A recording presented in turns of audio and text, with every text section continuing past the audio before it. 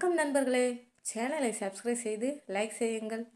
அர்ஜுன் 28 வயது, இயற்கை புகைப்பட கலைஞர். நிலா 24 வயது, அரசு நூலகத்தில் பணிபுரியும் அமைதியான இளம்பெண்.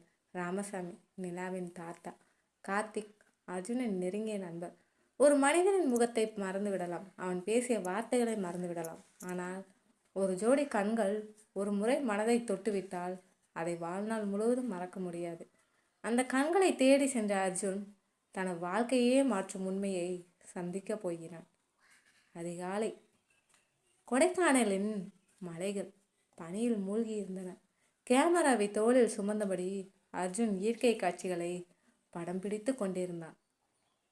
ஒவ்வொரு புகைப்படமும் அவனுக்கு வெறும் வேலை அல்ல, அது ஒரு உணர்வு. அந்த நேரத்தில் தூரத்தில் ஒரு பெண் நூலகத்தின் பழைய ஜன்னல் அருகே அமர்ந்து புத்தகம் படித்து கொண்டிருந்தாள். அவளுடைய முகம் தெளிவாக தெரியவில்லை, ஆனால் அவளுடைய கண்கள் மட்டும் அதிகாலை சூரிய ஒளியில் வைரம் போல மின்னின. அர்ஜுன் தன்னையே மறந்து அவளை பார்த்தான். இவ்வளவு அழகான கண்களை நான் இதுவரை பார்த்ததே இல்லை என்று மனதில் சொல்லி கொண்டான். அவன் கேமராவை எடுத்தான். ஒரே ஒரு புகைப்படம். கிளிக். அந்த சத்தம் கேட்டதும் அந்த பெண் மெதுவாக திரும்பி பார்த்தாள். சிரிக்கவில்லை, கோபப்படவும் இல்லை, வெறும் பார்வை மட்டும். ஆனால் அந்த பார்வை அர்ஜுனன் இதயத்தில் ஏதோ மாற்றத்தை ஏற்படுத்தியது. அடுத்த நாள் அதே இடம், அதே நேரம். ஆனால் அந்த பெண் வரவில்லை. 3ஆம் நாள், 4ஆம் நாள், 7 நாட்கள் அவள் இல்லை. அர்ஜுனுக்கு ஏமாற்றம். ஒரு பார்வைக்காக இவ்வளவு காத்திருக்கேனா என்று அவனுக்கே சிரிப்பு வந்தது. அந்த சமயம் நூலகத்தின் முதிய காவலாளி சொன்னார், நீ தேடுற பொண்ணு இன்று மாலையில் தான் வருவா. அர்ஜுனின் முகத்தில் மீண்டும் நம்பிக்கை. மழை பெய்து கொண்டிருந்தது. அந்த பெண் மெதுவாக குடையுடன் நடந்து வந்தாள். அவள் அருகில் வந்ததும் அர்ஜுன் தயக்கத்துடன் பேசினான். ஹலோ. அவள் சிரித்தாள். என்ன, உங்களுடைய கண்கள் ரொம்ப அழகா இருக்கு. ஒரு நொடி அவள் அமைதியாக இருந்தாள். பிறகு மெதுவாக சொன்னாள், எல்லாரும் என் கண்களை பார்த்து தான் பேசுகிறாங்க. அந்த பதிவில் ஒரு வழி இருந்தது. அதை அர்ஜுன் கவனித்தான். சில நாட்களில் இருவரும் நண்பர்களாகி விட்டார்கள். நிலாவுக்கு புத்தகங்கள் பிடிக்கும், அர்ஜுனுக்கு புகைப்படங்கள் பிடிக்கும். இருவரும் தங்களுடைய கனவுகளை பகிர்ந்து கொண்டார்கள். அர்ஜுன் கேட்டான், உன் கனவு என்ன? நிலா சிறிது நேரம் அமைதியாக இருந்தாள். என்னுடைய கண்கள் எப்போதும் இப்படியே இருக்கணும். அர்ஜுனுக்கு அந்த வார்த்தை புரியவில்லை. ஏன் அப்படி சொல்ற? நிலா சிரித்துவிட்டு பேச்சை மாற்றினாள். ஒரு நாள் அர்ஜுன் அவளை புகைப்படம் எடுக்க முயன்றான். ஆனால் நிலா உடனே தடுத்தாள். வேண்டாம். ஏன்? என்னை முழுசா யாரும் படம் எடுக்கக்கூடாது. ஏதாவது காரணமா? இப்போ சொல்ல முடியாது. அவள் கண்களில் மறைக்கப்பட்ட கண்ணீர். அன்று இரவு அர்ஜுன் தற்செயலாக நிலாவின் மேசையில் இருந்த மத்த கோப்பை பார்த்தான். அதில் எழுதப்பட்டிருந்த ஒரு வரி அவனது உலகத்தையே தலைகீழாக மாற்றியது. பார்வை இழப்பு ஆரம்ப நிலை. அர்ஜுனின் கைகள் நடுங்கின. அதனால் தானா அவள் எப்போதும் என் கண்கள் இப்படியே இருக்கணும்னு சொன்னாள்? அதே நேரத்தில் வெளியில் நின்று கொண்டிருந்த நிலா அர்ஜுன் அந்த கோப்பை பார்த்ததை கவனித்து விட்டாள். மருத்துவ கோப்பை பார்த்த அதிர்ச்சியில் அர்ஜுன் உறைந்து நின்றான். வெளியில் நின்றிருந்த நிலா மெதுவாக உள்ளே வந்தாள். அதை பார்த்துட்டியா? அர்ஜுன் மெதுவாக தலையசைத்தான். சாரி, நான் பார்க்கணும்னு பார்க்கல. நிலா சிரிக்க முயன்றாள். பரவாயில்லை, ஒரு நாள் எல்லாருக்கும் தெரியத்தான் போகுது. அந்த சிரிப்புக்குள் மறைந்திருந்த வழியை அர்ஜுன் உணர்ந்தான். முதல் காதல் தருணம். அடுத்த நாள் மழை தூறிக்கொண்டிருந்தது. நிலா நூலகத்தின் முன் நின்று கொண்டிருந்தாள். அர்ஜுன் 2 குடைகளுடன் வந்தான். ஒரு குடை உனக்கு, இன்னொரு குடை நமக்கு. நிலா சிரித்தாள். 2 குடை எதுக்கு? நீ நனையக்கூடாது. ஆனால் நான் உன்னோட நடக்கிற வாய்ப்பை இழக்கக்கூடாது. நிலாவின் கண்களில் முதல் முறையாக நம்பிக்கை மலர்ந்தது. காதல் முகத்தில் காதல் முகத்தில் பிறக்காது, மனசில் பிறக்கும். உன் கண்களை நான் ரசிக்கலை, அந்த கண்களுக்குள் இருக்கும் நல்ல மனசைத்தான் காதலிக்கிறேன். நீ சிரிக்கும்போது உலகம் அழகாகிறது, நீ அமைதியாக இருக்கும்போது உலகமே வெறுமையாகிறது. உன் அருகில் நடந்த ஒவ்வொரு அடியும் என் வாழ்க்கையின் மிக அழகான பயணம். இரண்டாவது ட்விஸ்ட்.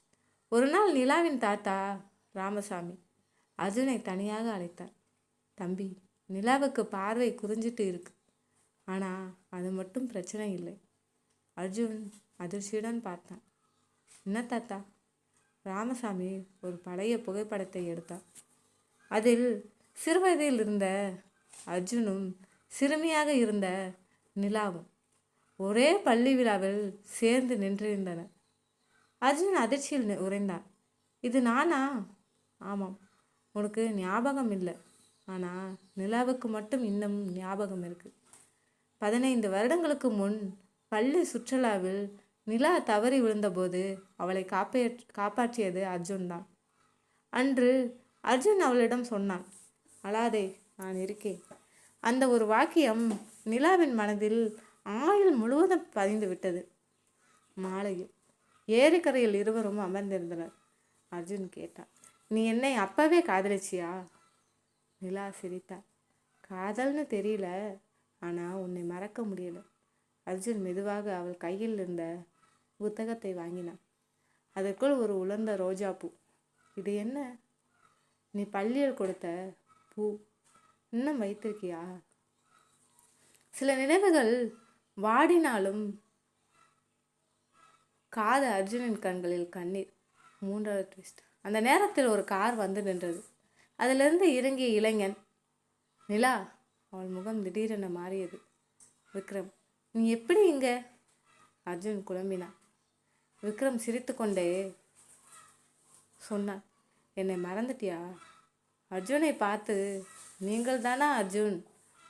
ஆமாம், நிலா என்னோட நிச்சயிக்கப்பட்ட பெண். அந்த ஒரு வாக்கியம் அர்ஜுனின் இதயத்தை நொறுக்கியது. ஆனால் நிலா உடனே சொன்னாள், இல்லை, அது பழைய முடிவு, நான் அதை ஏற்கலை. விக்ரம் சிரித்தான். நீ ஏற்கலைன்னா உண்மை மாறிடுமா? அர்ஜுன் எதுவும் பேச முடியாமல் நின்றான். விக்ரம் கிளம்புவதற்கு முன் அர்ஜுனிடம் ஒரு கவரை கொடுத்தான். இதுக்குள்ளே இருக்கிற ரிப்போர்ட்டரை பார். அவன் சென்ற பிறகு அர்ஜுன் அந்த கவரை திறந்தான். அதில் இருந்த மருத்துவ அறிக்கையில் நிலாவின் பார்வை இழப்பிற்கு காரணமாக விபத்தில் தொடர்புடைய வாகனத்தின் உரிமையாளர். அடுத்த வரியை பார்த்ததும் அர்ஜுனின் இதயம் நின்றது போல ஆனது. அந்த வாகனம் அர்ஜுனின் தந்தையின் பெயரில் பதிவு செய்யப்பட்டிருந்தது. அர்ஜுனின் கையில் இருந்த அறிக்கை கீழே விழுந்தது. அவன் மெதுவாக, இது எப்படி சாத்தியம் என்று கண்ணீருடன் நின்றான். காதல் இன்னும் ஆழமாகும், ஆனால் உண்மை வெளிப்படும்போது அர்ஜுன் தனது காதலையும் குடும்பத்தின் கடந்த காலத்தையும் இடையில் மிக கடினமாக முடிவை எடுக்க வேண்டிய நிலை உருவாகிறது. அந்த மருத்துவ அறிக்கை அர்ஜுனின் கைகளில் நடுங்கிக் கொண்டிருந்தது. அப்பாவின் பெயரா? அவனால் நம்பவே முடியவில்லை. அந்த உண்மையை நிலாவிடம் சொல்லலாமா, அல்லது அவளின் சிரிப்பை காப்பாற்ற அமைதியாக இருக்கலாமா என்ற போராட்டம் அவனுள் ஆரம்பமானது. மறுநாள் காலை நிலா வழக்கம்போல் நூலகத்தில் புத்தகங்களை அடுக்கி கொண்டிருந்தான். அர்ஜுன் உள்ளே வந்தான். அவன் முகத்தில் சிரிப்பு இருந்தது, ஆனால் இதயத்தில் புயல். என்ன அர்ஜுன், இன்று ஏதோ அமைதியாக இருக்க? உன்னை பார்த்த பிறகு எல்லா வார்த்தைகளும் அமைதியாகிடுச்சு. நிலா வெட்கப்பட்டு சிரித்தான். உன் கையை பிடிக்கணும்னு ஆசை இல்லை, உன் வாழ்க்கை முழுக்க உனக்கு பக்கத்தில் நடக்கணும்னு தான் ஆசை. காதல் என்பது ஒருவரை மாற்றுவது அல்ல, அவர் எப்படி இருக்கிறாரோ அப்படியே ஏற்றுக்கொள்வது. உன் கண்கள் நாளை என்னை பார்க்கணும்னு தெரியாது, ஆனால் என் கண்கள் வாழ்நாள் முழுக்க உன்னைத்தான் பார்க்கும். நான் உனக்கு வெளிச்சமாக இருக்க முடியலனாலும் இருட்டில் கைவிடாத நிழலாக இருப்பேன். மழை காட்சி. திடீரென மழை. இருவரும் ஓடிச் சென்று ஒரு பழைய பேருந்து நிறுத்தத்தில் நின்றார்கள். நிலா தனது கைகளை நீட்டி மழை துளிகளை தொட்டார். எனக்கு மழை ரொம்ப பிடிக்கும். ஏன்? மழை பெய்யும்போது யாருடைய கண்ணீரும் யாருக்கும் தெரியாது. அந்த வார்த்தையை கேட்ட அர்ஜுன் அமைதியாக அவளை பார்த்தான். இனிமேல் அழுதா அதை மறைக்க மழை தேவையில்லை, நான் இருப்பேன்.